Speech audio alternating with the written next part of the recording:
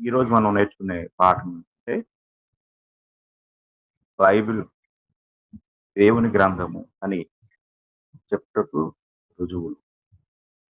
Bible దేవుని గ్రంథం అని చెప్పుటకు గల ఇక్కడ మనం ఈరోజు మొదటిగా ఈ పాఠాన్ని ధ్యానిస్తాము. బైబిల్ దేవుని గ్రంథం అని చెప్పడానికి కొన్ని రుజువులు ఉన్నాయి. చాలా మంది బైబిల్ దేవుని గ్రంథం కాదు, అది ఒక కట్టుకథ లేక అనేక మత గ్రంథాలు వ్రాయబడినట్టుగానే అది కూడా ఒక మత గ్రంథముగా వ్రాయబడింది అని కొంతమంది. ఇలాగా మనుషులు బైబిల్ గ్రంథం పట్ల అనేక అభిప్రాయాలను, భిన్నమైన అభిప్రాయాలను కలిగి ఉన్నారు. అయితే ఈరోజు మనము ఆ యొక్క అభిప్రాయాలను మనము పరిశీలిస్తూ తగిన రుజువులను మనము దేవుని యొక్క వాక్యం నుంచి ధ్యానిస్తాం.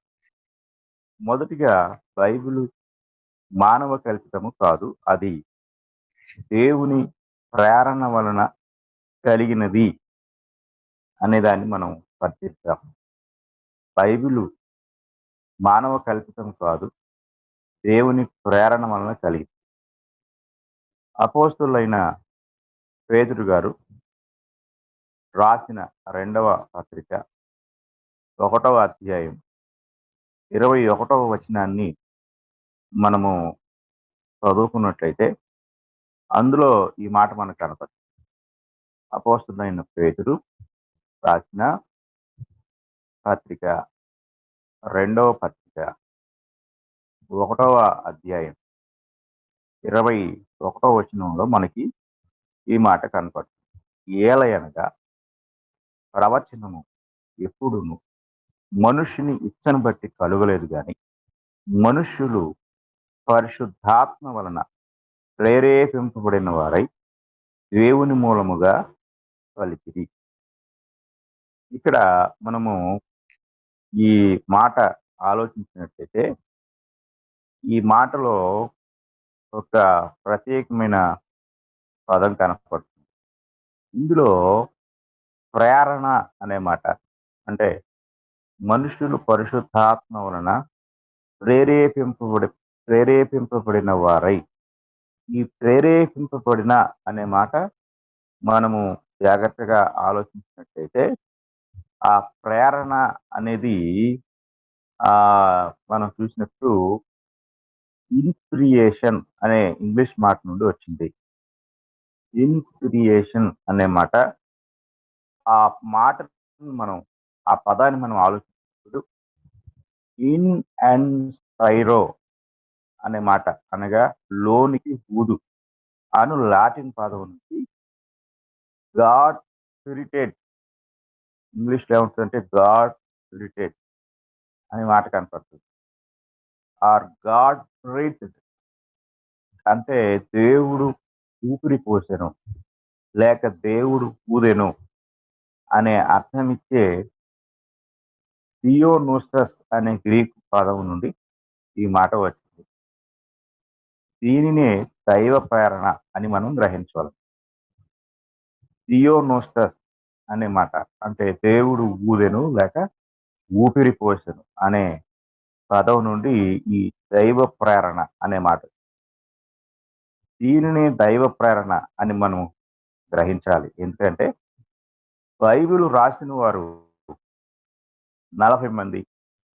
ఈ 40 మంది వ్రాసిన సంగతులు మనం గమనించినప్పుడు, ఒకటి, వారు తామెరిగిన వాస్తవాలను, 2, తాము ఎరగని విషయాలను కూడా వ్రాశారు.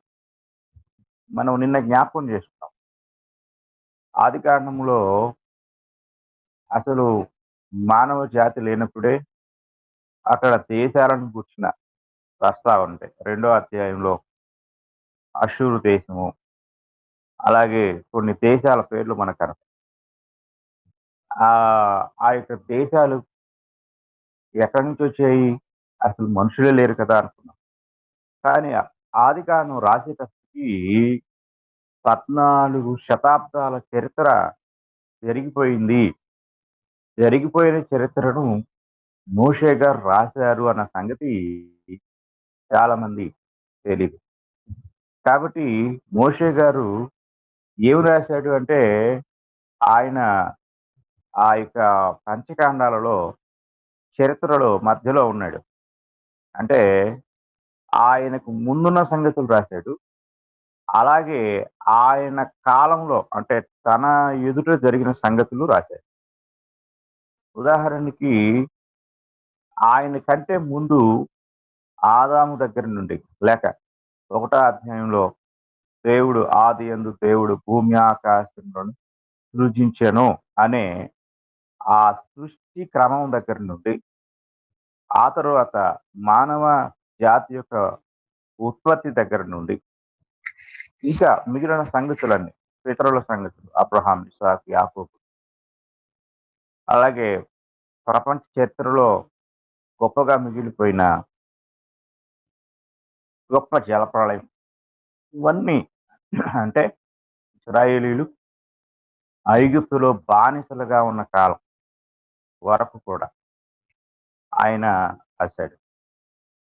ఆయన్ని దేవుడు పిలిచి ఐగుప్తుకు వెళ్లి తన ప్రజలను విడిపించమని చెప్పినప్పుడు మొదటిగా ఆయన దేవుని యొక్క పిలుపును అందుకొని ఆయన బయలుదేరి వచ్చాడు. అక్కడ నుండి అంటే తనకు దేవుని యొక్క ప్రత్యక్షత పిలుపు ఎప్పుడు ప్రారంభమైందో అక్కడ నుండి జరిగిన ప్రతి సంగతి ఆయనకు తెలిసిందే కాబట్టి అదంతా రాశాడు. కాబట్టి అక్కడ తానెరిగిన వాస్తవాలు అంటే తానెరిగిన సంగతులు అంటే దేవుడు పిలవటం, ఐగుప్తు దేశంలో 10 అద్భుతాలు చేయటం, ఆ ఎర్ర సముద్రాన్ని పాయలుగా చేర్చడం, ప్రత్యక్ష గుడార నిర్మాణాన్ని గూర్చి రాయటం, దేవుడు అనుగ్రహించిన 10 ఆజ్ఞలను కూర్చి రాయటం, ఇవన్నీ కూడా ఒకదాని వెంట ఒకటి అనుభవాలు. అంటే స్వీయ అనుభవాలు, స్వయం అనుభవాలు. అంటే తనకు తన జీవితంలో సంభవించిన ప్రత్యక్ష సాక్ష్యాలు వీటన్నిటిని కూడా రాశాడు. ఒక వ్యక్తి తన జీవితంలో తానెరిగిన సంగతులు రాయటము గొప్పేమి కాదు. ఎందుకంటే ఆయన కళ్ళారా చూసాడు, చెవులారా విన్నాడు. కానీ ఆయన తాను ఎరగని వాస్తవాలను ఎలా రాయగలడు? ఒక సాధారణమైన మానవుడు తానెరగని వాస్తవాలను రాయలేడు. కానీ మోషే గారు రాశాడు. ఎలా రాశాడంటే పరిశుద్ధాత్ముడు ఆయన చేత వ్రాయించాడు. కనుక మరి ఈ ప్రేరణ అనేది అంటే దైవ ప్రేరణ దేవుడు ఊదెను. దేవుడు ఆయనలోనికి అది అంటే ఇక్కడ ఏలయనగా ప్రవచనము ఎప్పుడును మనుషుని ఇచ్చను బట్టి, ఇచ్చ అంటే కోరికను బట్టి కలుగలేదు గాని మనుషులు పరిశుద్ధాత్మ వలన అనగా నేను చెప్పాడు పరిశుద్ధాత్మ వలన ప్రేరేపింపబడిన అంటే ఎలా ఆ ప్రేరణ అనేది దేవుడే తన ఆత్మ ద్వారా మనుషులలోనికి ఊదెను అంటే మనుషుల్లోనికి దాన్ని నింపినప్పుడు వారు దానిని గ్రంథస్థం చేశారు. అలాగే మాట్లాడారు. కాబట్టి ఈ ఈ వాస్తవాలను లేక ప్రత్యక్షతను రాసిన సత్యాన్ని మాత్రమే తెలియజేస్తూ అందించే దానిలో దోషం లేకుండా దైవ ప్రేరణ వారిని నడిపించింది. ఒకవేళ మనుషులే అయితే వాళ్ళ రాతల్లో, వాళ్ళ పదాల్లో దోషాలుంటాయి. అలాగే అప్పుడప్పుడు సర్దుబాట్లుంటాయి. ఉదాహరణకి సైన్స్‌లో పరిణామ సిద్ధాంతాన్ని కొంతకాలం క్రితం హైలైట్ చేశారు. ఆ తర్వాత ఆ పరిణామ సిద్ధాంతాన్ని రాసిన వ్యక్తి ఆ సిద్ధాంతం తప్పు అని తర్వాత తెలుసుకున్నట్లుగా మనం వినగలం. అంటే మానవ జ్ఞానంతో కనిపెట్టిన కొన్ని సిద్ధాంతాలు, సూత్రాలు కాలక్రమంలో అది తప్పు అని ఇంకొక కొత్త సిద్ధాంతం వచ్చి ముందు చెప్పిన సిద్ధాంతాన్ని ఖండించటం జరుగుతూ వస్తుంది. కానీ వేల సంవత్సరాల క్రితం అంటే ఇప్పటికి 6000 సంవత్సరాల క్రితం జరిగిన బైబిల్ చరిత్రలో ఎక్కడ ఎలాంటి లోటు, లోపము లేకుండా ఇప్పటికీ కూడా అజేయంగా, అద్భుతంగా మానవ హృదయాలను ఒకప్పటి నాగరికతను, ప్రస్తుత కాలపు నాగరికతను కూడా సవాలు చేస్తూ ఏ లోపము లేకుండా బైబిల్ చరిత్రలో నిలబడుతూ వస్తూ ఉంది. ఇప్పుడు మాత్రమే కాదు, ఎన్ని కాలాలు గడిచినా కూడా అన్ని కాలాలకు సంబంధించిన గ్రంథంగా బైబిలు నిలబడుతుంది. సైన్స్‌లో కనిపెట్టిన కొన్ని విషయాలు కాలగమనములో అవి తప్పు అని కొత్త కొత్త సిద్ధాంతాలు ముందు చెప్పబడిన వాటిని ఖండిస్తూ, వాటిని వదిలేస్తూ, కొత్త తీర్మానాలు చేస్తూ వస్తుంది సైన్స్. కానీ బైబిల్ అలా కాదు. ఆదికాండం దగ్గర నుండి ప్రకటన గ్రంథం వరకు రాయబడిన సంగతులు మార్పు లేనివి. ఎందుకంటే ఆ గ్రంథాన్ని వ్రాసిన వాడు మార్పు లేనివాడు. ఆయన నిన్న, నేడు ఏకరీతిగా ఉన్న దేవుడు. కాబట్టి బైబిల్ గ్రంథము మార్పులేని గ్రంథము. అన్ని కాలాలకు, అన్ని తరాలకు కూడా ఆ గ్రంథము అసమానమైనది, సరిపోయిన గ్రంథం. ఎందుకంటే అది దైవ ప్రేరణ వలన మాత్రమే రాయబడింది. అందులో మానవ జ్ఞానం లేదు అనేది మొదటి విషయంగా మనం గ్రహించాలి. ఇది దైవ ప్రేరణ అంటే. చాలా సార్లు మనం ఈ పేతురు పత్రిక చదువుకున్నప్పుడు దైవ ప్రేరణ అనేది అంటే మనుషులు పరిశుద్ధాత్మ వలన ప్రేరేపింపుడిన వారై దేవుని మూలముగా పలికిరి అని చదివి వదిలేస్తాం. కానీ ప్రేరణ అంటే ఇది. ఇక రెండవది ఏంటంటే దైవ ప్రేరణ గూర్చి బైబిల్ యొక్క రుజువు. అంటే ఇది దైవ ప్రేరణే అని మనం ఉమ్, చెప్పటానికి రుజువులు కావాలి. అంటే మనం ప్రతిదీ కూడా రుజువులు గురించి ఈరోజు మనం నేర్చుకుంటాం. బైబిల్ దైవ గ్రంథము అనే ఒక రుజువు అయితే, అది దైవ ప్రేరణ ద్వారా రాయబడింది అని మనం చెప్పుకుంటూ ఉంటే, బైబిల్ దైవ ప్రేరణ ద్వారా మాత్రమే రాయబడింది. ఇంకా అందులో ఏ జ్ఞానం లేదు అని చెప్పడానికి ఇప్పుడు మరికొన్ని రుజువులు వస్తాయి. బైబిల్‌కు రుజువులు చూస్తున్నాము. అది దైవ ప్రేరణ వల్ల రాయబడిందని. రెండవది దైవ ప్రేరణ కూడా రుజువులు చూస్తారు. ఈ దైవ ప్రేరణకు రుజువులు మనం గమనిస్తే మొదటిగా పాత నిబంధన నుండి కొన్ని రుజువులు మనం చూద్దాం. ఇందులో పాత నిబంధనలో రుజువులను గూర్చి మనం ఆలోచన చేసినప్పుడు, పాత నిబంధన యొక్క రుజువులు ఇందులో ఒకటి ప్రవక్తలు సాక్ష్యం ఇచ్చారు. ప్రవక్తల యొక్క సాక్ష్యాన్ని మనము జాగ్రత్తగా గమనిస్తే, పాత నిబంధన దేవుని మాటలు అని 3800 సార్లు కంటే పైగా నిరూపించింది. ఇది దేవుని మాటలు అనేది. ఇంకొక మాట మనం గమనిస్తే 2 మనము పాత నిబంధనలో చదువుతున్నప్పుడు యెహోవా మోషేకు సెలవిచ్చినదేమనగా అని కనపడుతుంది. యెహోవా మోషేకు సెలవిచ్చినదేమనగా అను పదప్రయోగం పంచకాండములోనే అంటే 5 పుస్తకాల్లోనే 420 సార్లు చెప్పబడింది. 420 సార్లు చెప్పబడింది.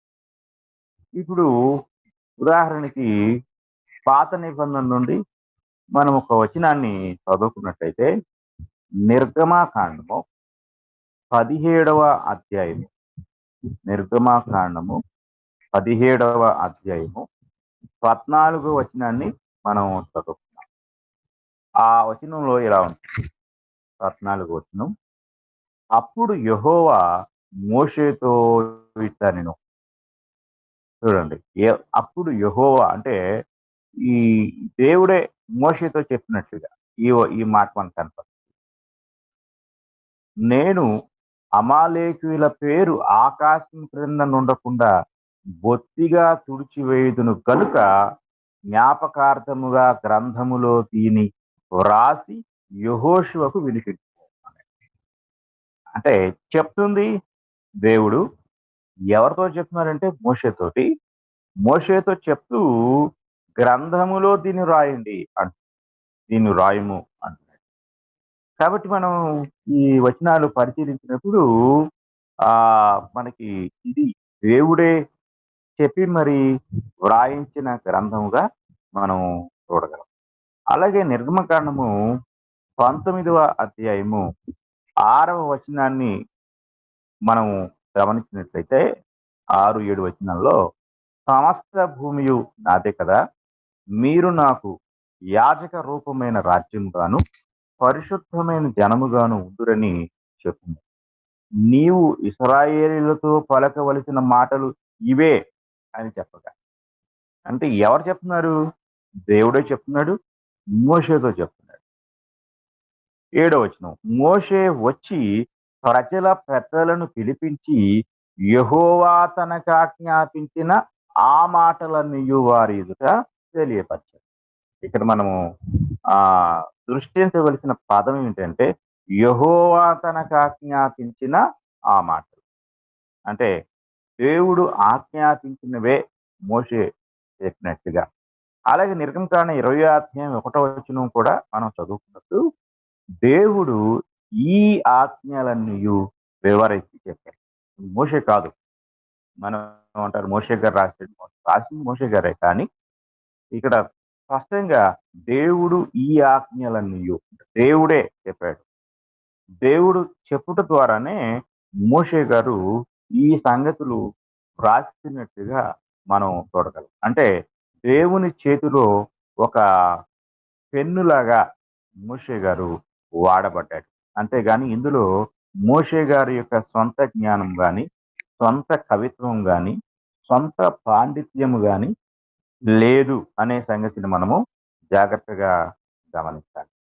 కనుక యెహోవా మోషేకు సెలవిచ్చినదేమనగా అని మనకు ఆదికాండములో ఎన్నో సార్లు కనపడుతుంది. కాబట్టి దైవ ప్రేరణకు అంతర్గత రుజువులు అంటే లోపల నుండి మనం చూసే రుజువులు మనం చూసినప్పుడు ఈ రుజువులు ఆ బైబిలు దేవుని గ్రంథము లేక దైవ ప్రేరణ ద్వారా వ్రాయబడింది అనేది ఆ, లేఖనం అంటే పాత నిబంధన మనకు సెలవిచ్చే సాక్ష్యం. ఆ తర్వాత మనము కీర్తన గ్రంథంలో కొన్ని రుజువులు చూస్తే 119వ కీర్తనలో యెహోవా మాటలు అనే పదము 24 సార్లు అదే రచయిత ఆయా పద ప్రయోగాలతో 175 సార్లు పలికాడు. అంటే యెహోవా మాటలు, యెహోవా వాక్యము, యెహోవా వాక్కు అనే పదాలతో కూడిన పర్యాయ పదాలు అనేక సార్లు మనకి కీర్తన గ్రంథంలో కనపడతాయి. ఇక ఆహ్, హ్మ్. 4వ రుజువేంటంటే, వారు రాసింది గాని, పలికింది గాని, దేవుడు తనతో మాట్లాడిందే అని ప్రవక్తలు చెప్పుకున్నారు. నేను చెప్తున్నాను అన్నట్లుగా వాళ్ళు చెప్పలా. వాళ్ళు రాసిన, పలికిన, ప్రజలకు బోధించిన దేవుడు తమకు చెప్పిందే. దేవుడు తమకు ఏదైతే చెప్పారో అదే విషయాన్ని వారు చెప్పారు కానీ, సొంతంగా చెప్పినట్టుగా లేదు. ఉదాహరణకి మనకు మినీ బైబిల్ అని పలకబడే ఒక పుస్తకం బైబిల్‌లో ఉంది. అది యెషయా గ్రంథం. 66 అధ్యాయాలతో కూడా ఉంటుంది. యెషయా 120 సార్లు యెహోవా పలికెను, యెహోవా తెలియచేసెను అని చెప్పాడు. యిర్మీయా అయితే 430 సార్లు చెప్పాడు. ఇక యెహెజ్కేలు 329 సార్లు చెప్పాడు. ఆమోసు గ్రంథంలో 53 సార్లు కనపడుతుంది. హగ్గయి గ్రంథంలో 27 సార్లు కనపడుతుంది. జకరియా గ్రంథంలో 53 సార్లు అలా చెప్పుకున్నారు. ఏమని అంటే దేవుడు తనతో మాట్లాడిన సంగతులుగా వారు ప్రజలకు చెప్పుకున్నారు. ఆ తరువాత మనకి ప్రవక్తల సాక్ష్యం తర్వాత ఇంకొక సాక్ష్యం ఉంది. అదేంటంటే యేసు ప్రభు యొక్క సాక్ష్యం. యేసు ప్రభు యొక్క సాక్ష్యాన్ని మనం ఆలోచన చేసినప్పుడు మనకి క్రొత్త నిబంధనలో అనేక సార్లు మన ప్రభు అయిన యేసుక్రీస్తు వారు ఆయన దేవుని యొక్క మాటలను గురించి పదే పదే సాక్ష్యం ఇచ్చినట్లుగా మనం చూడగలం. మత్తయి సువార్త 15వ అధ్యాయము 4వ వచనాన్ని మనం చదువుకున్నట్లయితే 15 అధ్యాయం 4 వచనంలో తల్లిదండ్రులను ఘనపరచుమనియు తండ్రినైనను తల్లినైనను దూషించువాడు తప్పక మరణము పొందవలననియు దేవుడు సెలవిచ్చెను. ఎవరు చెప్పారంటున్నాడు ఇక్కడ యేసుప్రభు వారు? దేవుడు సెలవిచ్చెను. ఈ మాట మనకు నిర్గమకాండము 20వ అధ్యాయం 12వ వచనంలో ఉంది. అంటే నిర్గమకాండము 20వ అధ్యాయం 12వ వచనంలో ఉన్న సంగతి ఎవరు సెలవిచ్చింది? దేవుడే సెలవిచ్చాడు అని మోషే చెప్పాడు. ఆ తర్వాత అది దేవుడే సెలవిచ్చాడు అని మరొక సాక్ష్యం ఏంటంటే ప్రభువైన యేసుక్రీస్తు యొక్క సాక్ష్యం. అంటే బైబిలు దైవ ప్రేరేపితమైన గ్రంథము అని చెప్పడానికి ఇన్ని సాక్ష్యాలు మనకు ఇంతమంది సాక్ష్యాలు మనకి కనపడతా ఉన్నాయి. కాబట్టి ఆ 19వ అధ్యాయం మత్తయి సువార్త 19వ అధ్యాయము 4, 5 వచనాల్లో కూడా యేసు ప్రభు యొక్క మరొక సాక్ష్యాన్ని మనం చూడగలం. ఆయన సృజించిన వాడు ఆది నుండి వారిని పురుషునిగాను స్త్రీనిగాను సృజించిననియు ఇందు నిమిత్తము పురుషుడు తల్లిదండ్రులను విడిచి తన భార్యను హత్తుకొనును వారిద్దరును ఏక శరీరముగా ఉందురని చెప్పెననియు మీరు చదవలేదా? అంటే ఎవరు చెప్పారు? సృజించిన వాడు అనగా దేవుడు. దేవుడే చెప్పాడు. అంటే ఆ ఆ యొక్క ఈ మాటలు అంటే ఇప్పుడు యేసుప్రభు చెప్పిన ఈ మాటలు ఆదికాండము 2వ అధ్యాయము 24వ వచనం నుండి ప్రభువారు ఆ సంగతులను జ్ఞాపకం చేస్తారు. అంటే ఇది ఈ యొక్క ఆ స్త్రీ పురుషుల యొక్క వివాహము లేక వారి యొక్క దాంపత్య జీవితము విడిపోకూడనిది. అది వారిద్దరూ హత్తుకొని ఏక శరీరముగా ఉందురు అన్న సంగతి దేవుడే చెప్పాడు అని యేసుక్రీస్తు వారు దాని గురించి సాక్ష్యం ఇస్తున్నారు. తర్వాత మూడవదిగా యేసు ప్రభు యొక్క శిష్యుల యొక్క సాక్ష్యాన్ని కూడా మనం చూడగలం. అంటే రుజువు పరచడానికి ఇద్దరు ముగ్గురు సాక్షులు కనీసం దాని గురించి సాక్ష్యం పలికితే అది ఖచ్చితంగా అంగీకరించవలసిందే. కాబట్టి ఒకటి ప్రవక్తల సాక్ష్యం, రెండవది ప్రభు అయిన యేసుక్రీస్తు వారి యొక్క సాక్ష్యం, మూడవది ఆయన శిష్యుల యొక్క సాక్ష్యాన్ని మనం గమనించినప్పుడు అపోస్తుల కార్యముల గ్రంథాన్ని గురించి పేతురు గారు అపోస్తుల కార్యముల గ్రంథంలో పేతురు గారు మాట్లాడుతూ అపోస్తుల కార్యముల గ్రంథము 4వ అధ్యాయము 24వ వచనాన్ని మనం ఒకసారి చదువుకున్నట్టయితే అక్కడ పేతురు పలికే మాటలు మనం చూడగలం. వారు విని ఏక మనసుతో దేవునికి ఇట్లు బిగ్గరగా మొరపెట్టి, నాథా, నీవు ఆకాశమును భూమిని సముద్రమును వాటిలోని సమస్తమును కలుగు చేసిన వాడవు అనే అనే మాట పేతురు మాట్లాడుతూ, అన్యజనులు ఎలా అల్లరి చేసిరి, ప్రజలెందుకు వ్యర్థమైన ఆలోచనలు పెట్టుకునిరి, ప్రభువు మీదను ఆయన క్రీస్తు మీదను భూరాజులు లేచిరి, అధికారులను ఏకముగా కూడుకొనిరి అని నీవు పరిశుద్ధాత్మ ద్వారా మా తండ్రియు నీ సేవకుడునైన దావీదు నోట పలికించారు. ఎంత స్పష్టంగా ఇక్కడ వీళ్ళు మాట్లాడుతున్నారు మనం జాగ్రత్తగా. అపోస్తులు సాక్ష్యం ఇస్తున్నారు. అపోస్తులు ఆ సువార్తకు వ్యతిరేకంగా ఆనాటి ప్రజలు మాట్లాడుతూ ఉన్నప్పుడు వారిని బంధించి విచారణ చేసి బెదిరించి విడుదల చేసి పంపించిన తర్వాత వారు మరి సంఘం దగ్గరికి వచ్చి సంఘంతో ఆ మాటలన్నీ తెలియజేసినప్పుడు ఏక మనసుతో దేవునికి ప్రార్థన చేశారు. ఈ ప్రార్థనలో వాళ్ళు సామూహికంగా ఒప్పుకున్న సంగతి ఏంటంటే ఆ ప్రభు మీదను ఆయన క్రీస్తు మీదను భూరాజులు లేచిరి, అధికారులను ఏకముగా కూడుకొనిరి అని నీవు పరిశుద్ధాత్మ ద్వారా మా తండ్రియు నీ సేవకుడైన దావీదు నోట పలికించితివి అని రెండవ కీర్తన అంటే 1వ వచనం నుంచి చూస్తే ఈ మాటలు కనపడతాయి. రెండవ కీర్తనలో ఉన్న సంగతులు దావీదు మహారాజు రాసినప్పటికీ అవి పరిశుద్ధాత్మ ద్వారా పలకబడినవి అన్న సంగతులను ఇక్కడ మరి ఇక్కడున్న ప్రభు యొక్క శిష్యులు కోట్ చేస్తున్నారు. తర్వాత మనకు ఇంకొక సాక్ష్యాన్ని అంటే అపోస్తలుల యొక్క సాక్ష్యాన్ని మనం ఆలోచించినట్లయితే అపోస్తల కార్యంలోనే ఇంకొక సాక్ష్యాన్ని మనం చూసినప్పుడు 13వ అధ్యాయం అపోస్తల కార్యముల గ్రంథము 13వ అధ్యాయము 35వ వచనాన్ని మనం చదువుకున్నప్పుడు కాబట్టి వేరొక కీర్తన యందు నీ పరిశుద్ధుని కుళ్ళు పట్టనీయమని చెప్పుచున్నాడు.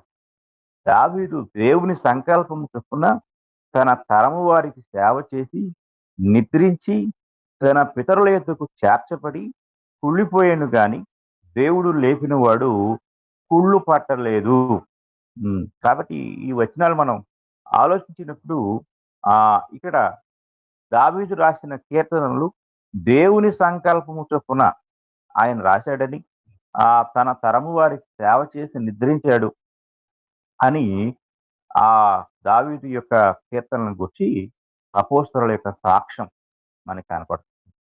తర్వాత ఆ మూడవ విషయాన్ని మనం గమనిస్తే శిష్యుల సాక్ష్యంలో మూడవ విషయాన్ని మనం గమనించినప్పుడు లేఖనం అను పదంతో పౌలు పాత నిబంధనను సూచించాడు. అంటే లేఖనం ఇంగ్లీష్లో స్క్రిప్చర్ అనే మాట మనకి కనపడుతుంది.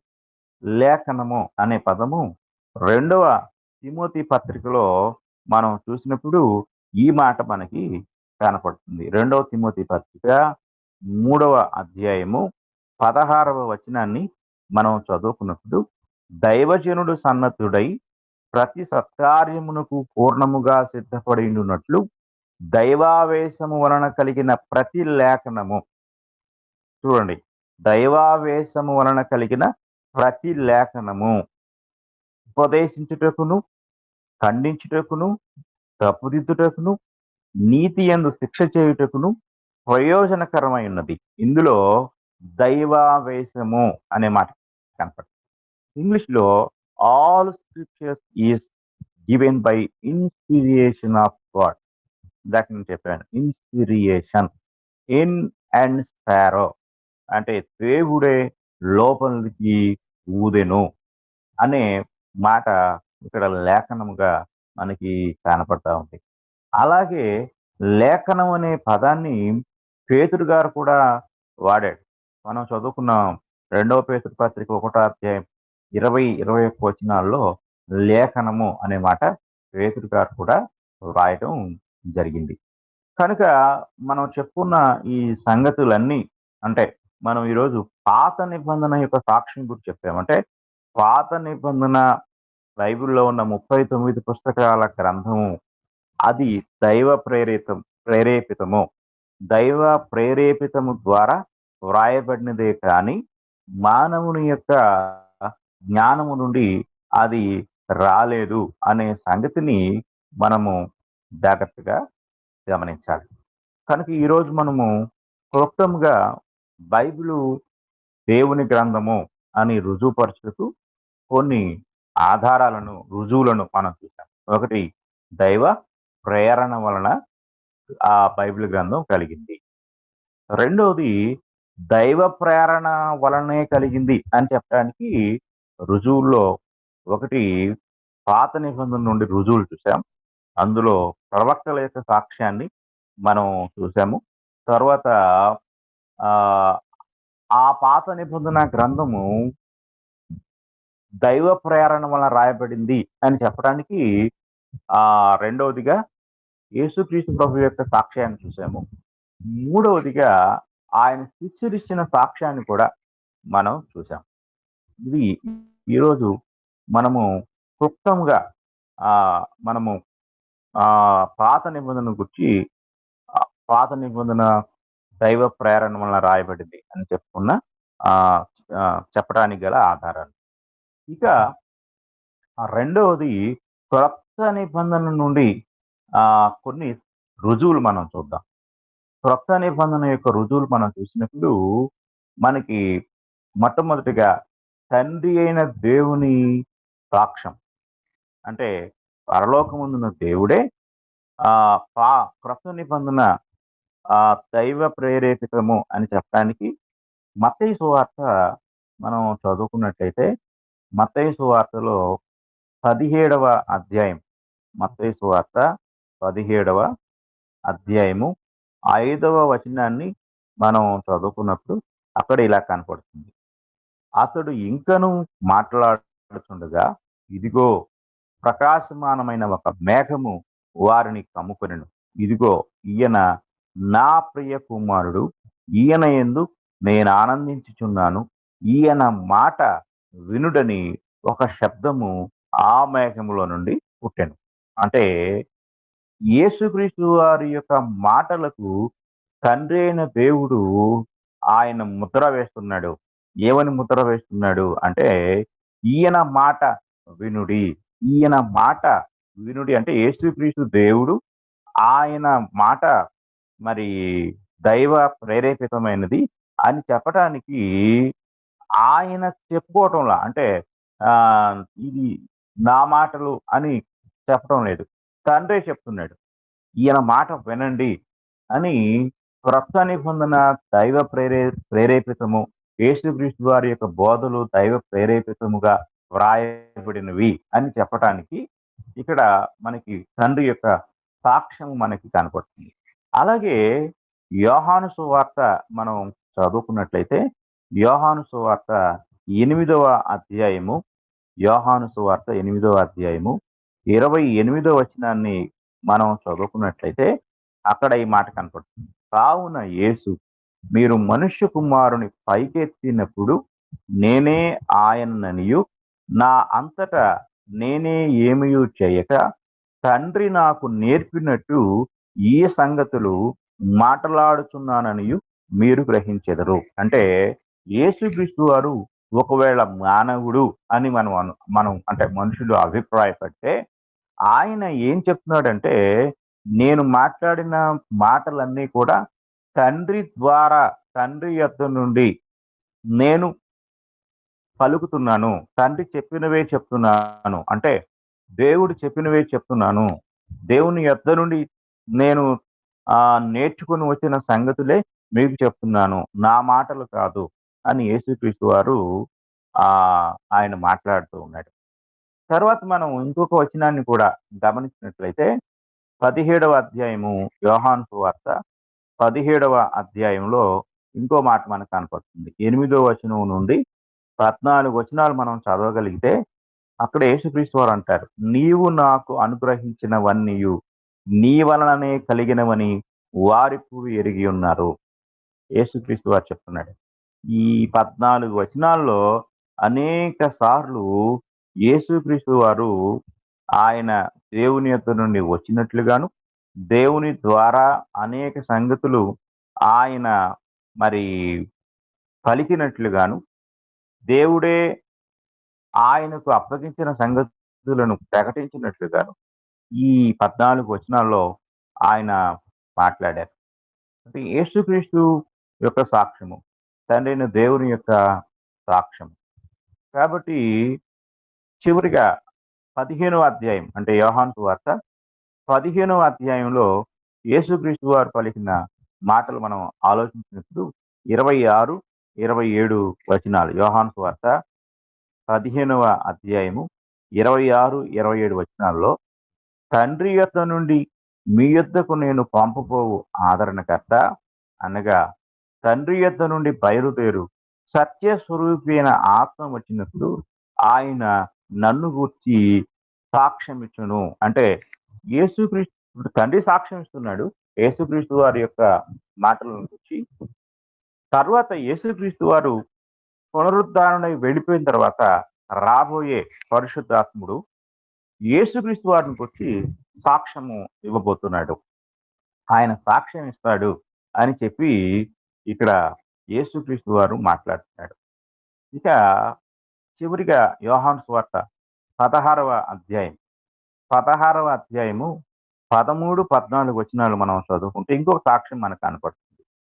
అయితే ఆయన అనగా సత్య స్వరూపి అయిన ఆత్మ వచ్చినప్పుడు మిమ్మును సర్వసత్యములోనికి నడిపించును. ఆయన తనంతట తానే ఏమీయూ బోధింపక వేటిని వినునో వాటిని బోధించి సంభవింపబోవు సంగతులను మీకు తెలియచేయును. ఆయన నా వాటిలోనివి తీసుకొని మీకు తెలియచేయును గనుక నన్ను మహిమపరచును. తండ్రికి కలిగినవన్నీయు నావి, అందుచేత ఆయన నా వాటిలోనివి తీసుకొని మీకు తెలియచేయునని నేను చెప్పితిని. కాబట్టి ఒకటి, యేసుక్రీస్తు వారు బోధించిన బోధ అనగా క్రొత్త నిబంధన ఆ తండ్రి యొద్ద నుండి పలకబడిన మాటలని, ఇవి నా మాటలు అని, ఈయన మాట వినండి అని తండ్రి సాక్ష్యం ఇచ్చాడు. అలాగే నేను చెప్పే బోధ నాది కాదు, నన్ను పంపిన తండ్రిదే అని యేసుప్రభు సాక్ష్యం ఇచ్చాడు. యేసుప్రభు తర్వాత వచ్చిన పరిశుద్ధాత్ముడు కూడా యేసు ప్రభువును కూర్చిన సంగతులే ఆ శిష్యులకు బయలుపరిచినట్లుగా, ఆ యొక్క అంటే ముగ్గురు ఐక్యంగా ఏకంగా ఉండి ఒకే సంకల్పాన్ని బోధించినట్లుగా ఈ వచనాలన్నీ ఒకరికి ఒకరు సాక్ష్యం ఇస్తూ టోటల్ గా బైబిల్ గ్రంథం అంతా దైవ ప్రేరేపితమైన గ్రంథమే అని మనకు ప్రవక్తల సాక్ష్యం, అలాగే ఆ తర్వాత ఆ యేసుప్రభు యొక్క సాక్ష్యం, తర్వాత ఆయన శిష్యుల యొక్క సాక్ష్యం, ఆ ఈ ఈ సాక్ష్యాలన్నీ కూడా మనకు బైబిలు దైవ ప్రేరేపితమైన గ్రంథము అని రుజువు చేయటం జరుగుతుంది.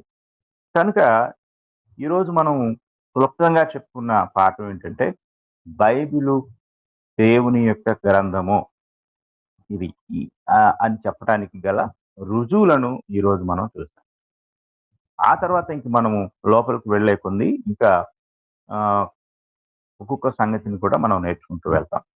కాబట్టి నాకు ఇచ్చిన ఈ సమయాన్ని బట్టి మరి బైబిల్ దైవ ప్రేరేపితమైన గ్రంథము అని చెప్పడానికి గల రుజువులను ఈరోజు దేవుని వాక్యం నుండి మనం నేర్చుకున్నాము.